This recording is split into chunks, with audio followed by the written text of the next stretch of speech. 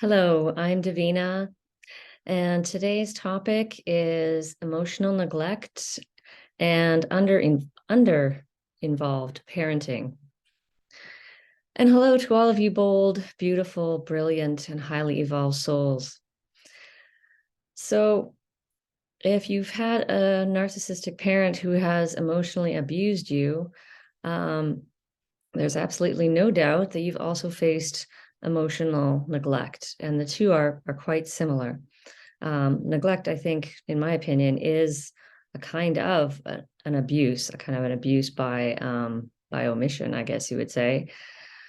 Um, so yeah, in a narcissistic family, the rules are don't talk, don't feel, and everything is carefully controlled. And it's likely too that you didn't get any of the real support and guidance that you needed. So all of this on top of, the narcissistic weaponry of abuse. So yeah, I just wanted to talk about a few of them.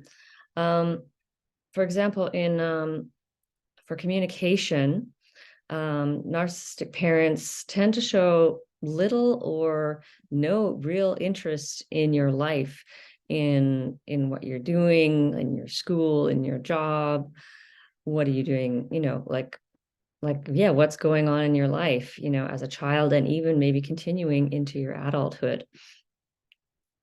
They just don't have any curiosity. They just don't really want to know. And this also falls, they won't really ask you any, follow-up questions about things. They'll just sort of say, how was your day? And you'll say, good, and that'll be it. They're not gonna, ask, what was your favorite food that you ate today at lunch, or what friends did you play with at recess time, or, like as a child or even as adult, like, um, what's been going on for you in your work situation. And, there's just there's no real conversation happening there. Um, Parents also likely don't really listen to you. So when they do even bother to like try to ask a question and appear interested, they likely don't, really listen, or they might interrupt you after you've said only one or two sentences. They'll just cut you off, interrupt, and basically kind of shut down your self-expression. It's very oppressive, really, to do that. They're really like, shutting you up. That's as much as you get to talk. It's my turn now, kind of thing. And along with that, they will keep conversations very carefully controlled so that only specific topics are allowed, topics that they're comfortable with. They don't want to talk about, yeah, of course, they don't want to talk about feelings. They don't want to talk about anything of depth, of substance. And that's what most highly sensitive people want to talk about. I took care of this beautiful, highly sensitive boy, and he was so deep. It was so precious. So narcissistic parents, yeah, they're just very limited human beings, really. And they're not receptive to you as well. It's kind of along with the lines of listening. They don't really want to listen. I had a boss who would, like, she'd talk to me and I'd be all ears and, all receptive, and then I'd try to talk, and then suddenly she's like turning her back to me and walking towards the fridge. It's like, just yeah, so ignoring you, not responding to you, like literally just, you say something and they don't say anything back. Like sometimes even just treat like you might feel just completely invisible, or like you don't exist. I think that happens to some children in narcissistic families. Yeah, they're just not, approachable. They're not like, yeah, I'm here. How can I help you? Is there anything you need help with today? Do you have any homework that I can give you some assistance on? Do you have any questions about, your sexuality or, like anything? They're just, and sometimes they'll just be physically unavailable. They'll just be sitting in their chair, reading their newspaper or whatever they're doing, just to be, they're just unavailable. They're not there for you. Um, yeah, and they don't care about your needs and preferences. I mean, that's pretty obvious with a narcissist. They're not really interested in, your opinions, your values, what's important to you, what you're thinking about, anything about your internal world. They don't care, and they don't even realize that you have an internal world, because they don't realize that they have an internal, like an inner world.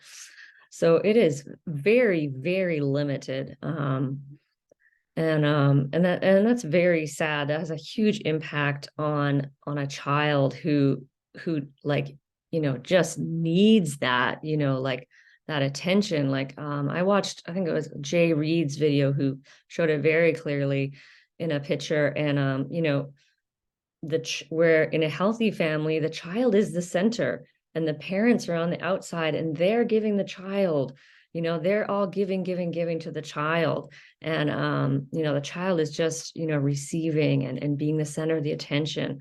But if you're um in a narcissistic family, it's quite the opposite, where, you're giving to your parents, and they're not giving to you, or they're not giving very much. So yeah, it's a very sad situation. And of course, with feelings, along with the shaming and the invalidation, they'll deny your feelings, they'll minimize your feelings, and really just not acknowledge them at all. It's just, and they might, just really have a very limited vocabulary for feelings. They might just they might once in a while just say, oh, you're being cranky, or you're being grouchy, or grumpy, or silly. Those are just common ones that, you know, they don't have they don't understand that there's like hundreds and hundreds of feelings that you can have as a human being. So again, very, very limited, very narrow. You grow up in this really narrow kind of world, with just like an emotional void, really. And what else about feelings here did I write? I think that was about it for feelings. And lastly, yeah, just the part about like the guidance and the support. Like, they're just not there to give you the kind of support and guidance that a child needs. They're not going to give you information about your feelings or relationships or boundaries, or even how to cook, or maybe manage money, or anything about sex. So they're not preparing you for life. And again, the scapegoat probably gets this even more so, because they don't want you to be independent. They want you to depend on them.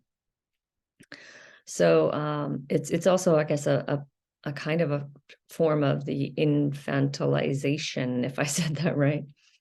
And again, they don't teach you, basic just life skills and life knowledge that you need to go out in the world and thrive. Yeah, it's a very, very sad world for a child to grow up in. So anyway, I just wanted to add that, and to really emphasize, like, really how damaging, how detrimental this is, because I think it's so rampant, I think, in our society. Just any kind, like, emotional neglect. And for narcissists, it's, top of the scale neglect. So I used to compare it like it's like you have a soup, you may have the ingredients of like carrots and onions and potatoes. Like those might be like your clothes. You have clothes, you have food, they send you to school, you have the basics, but there's no broth. There's nothing really holding and connecting everything together. It's just a real so a child can grow up really feeling like a sense of real emptiness, a real deep sense of loneliness because you're never connected to your parents. You like that is your key attachment as you're growing up. And without that, you're just like floating around.